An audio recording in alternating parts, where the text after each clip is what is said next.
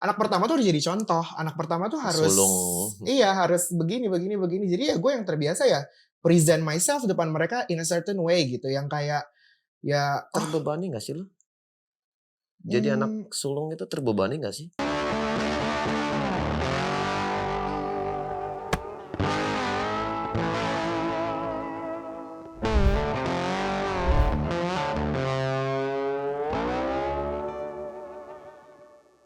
3, 2, 1. Obrolin aja bareng gua Alextronic cuma di Nadir Podcast.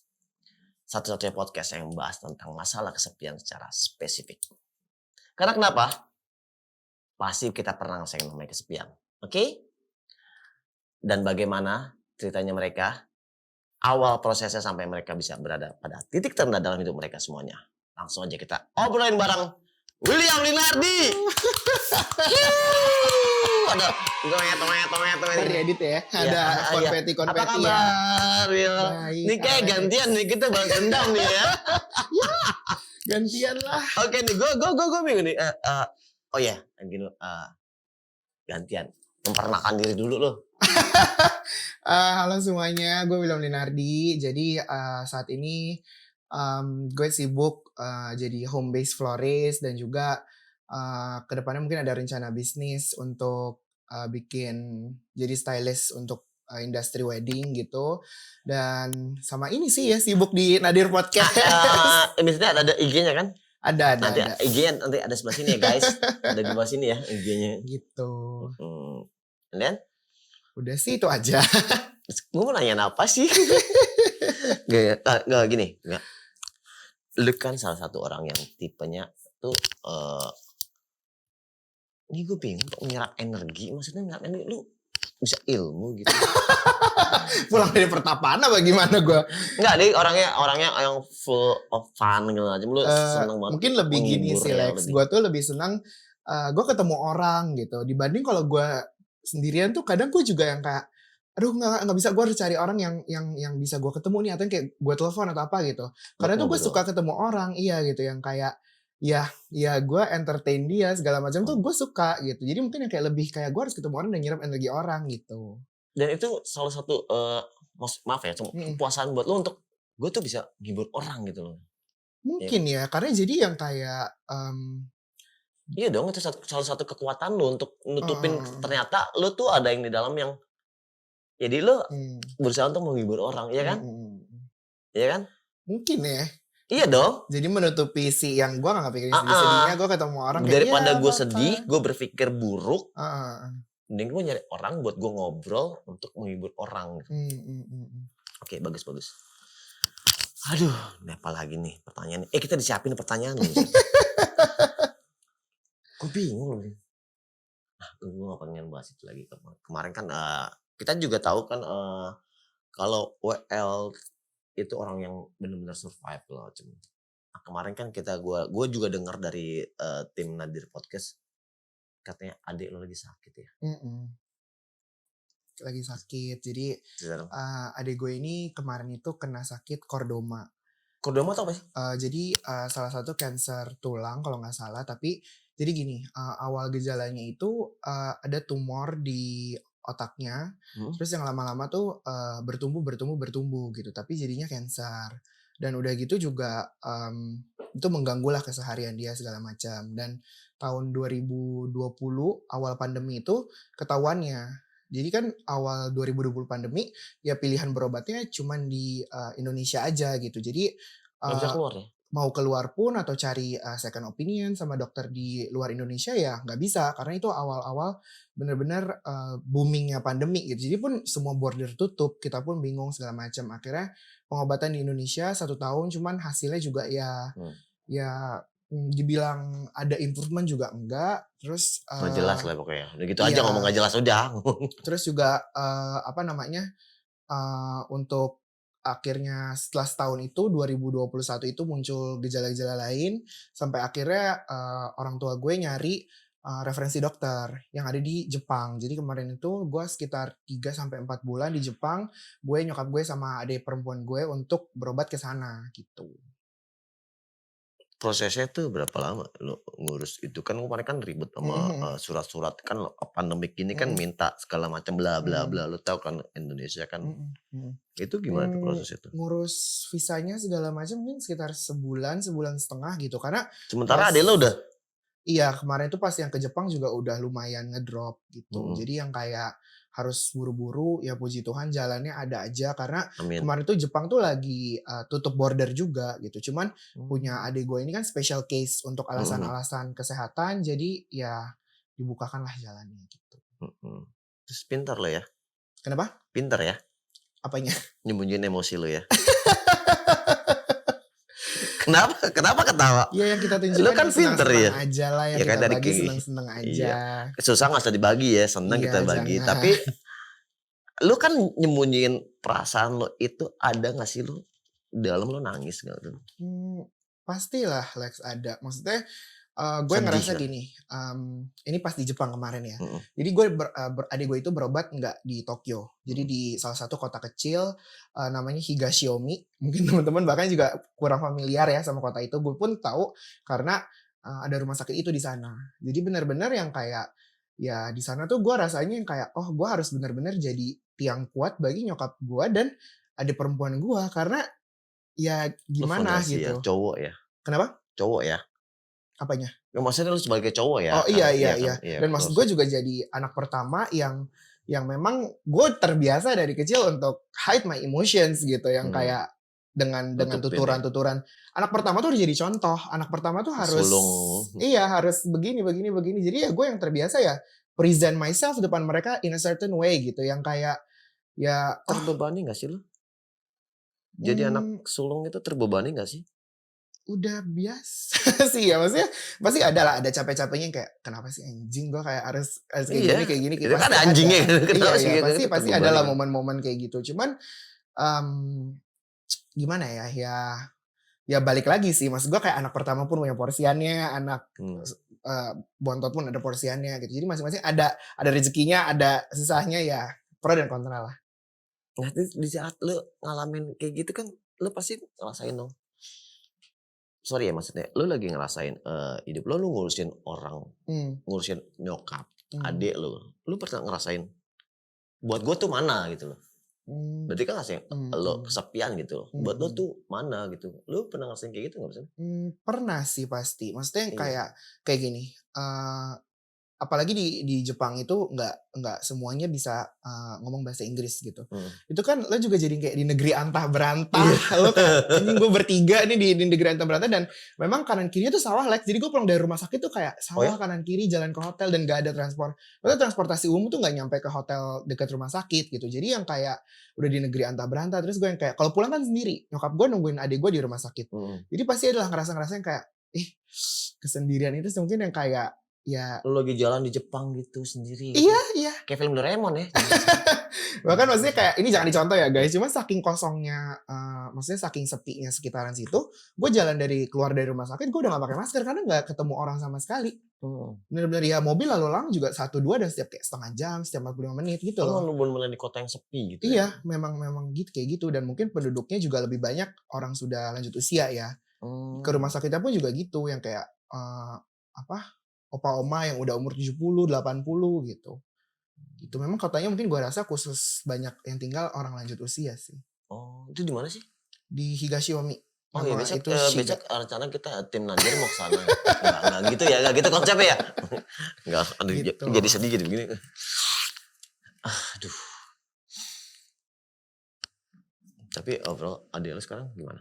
Nah, adik gue sekarang kebetulan, lagi lanjut berobat di Singapura, lagi mau coba, gini, mmm, dari adik guanya sendiri tuh udah nggak mau ada operasi. Karena di Jepang itu kemarin ada operasi, lewat buka kepala sekali, sama lewat hidung sekali untuk ngambil tumornya. Jadi operasinya 2 kali, jedanya cuma sekitar seminggu lebih, dari operasi buka kepala dan operasi hidung.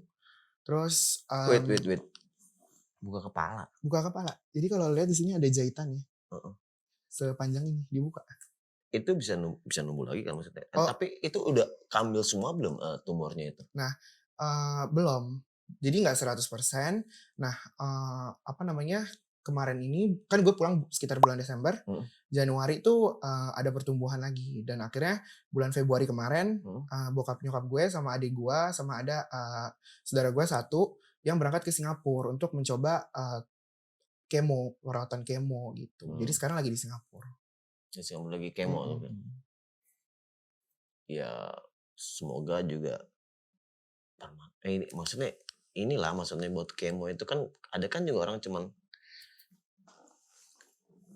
tapi dia orangnya maksudnya sorry ya gue nggak bahas Adil orangnya tuh punya ini kan kita kalau kita kan punya semangat hidup paling gitulah dia ada semangat hidupnya nggak maksudnya ada apa dia nyerah apa gitu ini lucu sih maksudnya gue tuh sebenarnya orangnya gembeng gitu, cengeng gitu. Maksudnya yang kayak bahkan gue ngelihat dia aja tuh gue yang nangis, dia kayak udah sih ngapain nangis gitu loh Lex. Maksud jadi malah iya. Iya tapi dari dia pun ada sisi yang kayak pengen gimana ya kayak pupuk keluarganya tuh. Nangis lah kita semua. Iya kayak pupuk keluarga tuh kayak gue nggak apa-apa kok gitu loh. Cuman tapi gue rasa pun dia ada rasa-rasa capeknya lah, ada rasa-rasa mungkin yang kayak kenapa gue pasti ada lah gue yakin rasa-rasa yang tapi yang memang itu tuh nggak bisa dia cerita gitu dan itu juga salah satu karakter keluarga. Sama kayak lo kan nutupin. Iya karakter keluarga gue adalah bukan yang gitu gimana hari ini day apa segala macam kayak gitu ya gue nggak menyalahkan orang tua gue juga sih jadi yang kayak itu menurut gue juga membantu gue untuk proses pendewasaan lebih cepat gitu yang terbiasa juga mungkin gue yang kayak oh anak sebelum ini gue punya adik-adik jadi gue tuh tertampar yang kayak anjing malu nih kalau gue nggak jadi orang gitu. Maksud gue kayak gue punya adik-adik, gue punya yang gimana, terus orang tua gue udah membawa gue hidup gue sejauh ini. Kalau gue nggak jadi orang, amsyong nih gue kayak mati nih gue gitu kayak nggak bisa gitu. Jadi makanya ya mungkin gue selalu menutupi itunya ya karena gue harus ini nih, gue harus ini gitu. Gue juga selalu adalah orang yang membawa diri gue ke nggak ini harus gini gitu. Karena gue tuh juga bukan terbiasa mikirin diri gue sendiri. Gue terbiasa mikirin kayak orang lain dulu gimana kita peduli ya. Iya adik-adik gue dulu gimana ya. Ini gimana ya. Yang kayak orang-orang yang gue sayang dulu gimana ya gitu. Baru gue. Tapi tadi kan lu bilang orang tua pengen lu jadi orang. Emang lu jadi orang? Semua proses. Maksud gue gini. Kita jadi orang tapi belum menuju untuk sukses ataupun kita mau jadi orang. Betul. Belum menuju sukses lah. Orang tua sebenarnya itu kan kata kiasan menjadi orang. Orang itu kan maksudnya mapan, sukses segala macam bla bla bla itu kan. Oke, enggak apa deh. Tapi dukungan-dukungan itu banyak banget ya. Dukungan itu dari sisi keluarga atau teman-teman. Gue berterima kasih banget sih sama gini. Gue selalu bilang juga ke orang-orang gitu Lex, dukungan maksudnya yang kayak introvertnya orang, segimana setutupnya orang gitu. Seenggaknya lo tuh harus punya support system gitu. Orang-orang yang lo percaya dan salah satu support system gue adalah teman-teman gue. Yang teman-teman gue kuliah, teman SMA gue gitu yang sampai sekarang pun gue di umur 24 ini gitu ya masing-masing baru punya kerjaan tapi tuh masih suka yang kayak mingguan ya kayak apa kabar segala macam gitu. Masih yang pada kontekan dan yang kayak misalnya yang kayak lagi pada sibuk gitu ya salah satu aja yang kayak apa gimana ini kemarin segala macam gitu. Jadi bikin grup juga dulu. Iya, jadi salah satu support system gue adalah teman-teman gue ini yang dimana gue bisa menunjukkan gue yang sebenarnya emosi gue semua dan ya udah gue keluarkan sama mereka ya balik lagi ke rumah gue harus kayak ini kayak gini dan dukungan juga dari saudara pada support juga untuk adik gue. Nah lu ngatasinnya lu dari rumah bergaul dengan teman-teman lu sampai rumah lagi lu as if nothing happen aja seolah-olah nggak terjadi apa-apa seolah-olah gue nggak kenapa-napa ya gue udah terbiasa tapi itu kan terjadi betul itu terjadi tapi gue udah terbiasa untuk gue harus terus ada nih buat keluarga gue. Kuat ya. Escape gue tuh kemana? Ke teman-teman gue gitu. Ya harus kuat kayaknya lagi. Cuman kacau ya gitu ternyata beban lu banyak ya cuy. Semua orang punya lah bebannya masing-masing menurut gue. Yang lo pengen capai buat hidup lo nih ke depannya apa mungkin buat adik lo mereka sembuh atau buat keluarga lo. Boleh dong berbagi dong kita yang pengen lo capai. Kalau sembuh itu tergantung yang di atas ya. Gue cuman permintaan gue kalau khusus untuk adik gue lebih ke ya dia kembali aja lah bisa beraktivitas gitu loh Lex. Layaknya kita nih kita mau kemana bisa nggak tertahan sakitnya yang pusing segala macam. lebih kayak gitu sih. Sama juga yang harapan gue adalah mungkin adalah masa-masa dia ngerasa kayak kok gue nggak disayang ya, kok gue kalau disayang dengan kayak gini gitu. Gue tuh yang kayak enggak, kita tuh sayang loh, cuman kayak memang bukan Oh iya bener. bukan cara keluarga kita aja yang kayak iya I love you gitu, enggak gitu.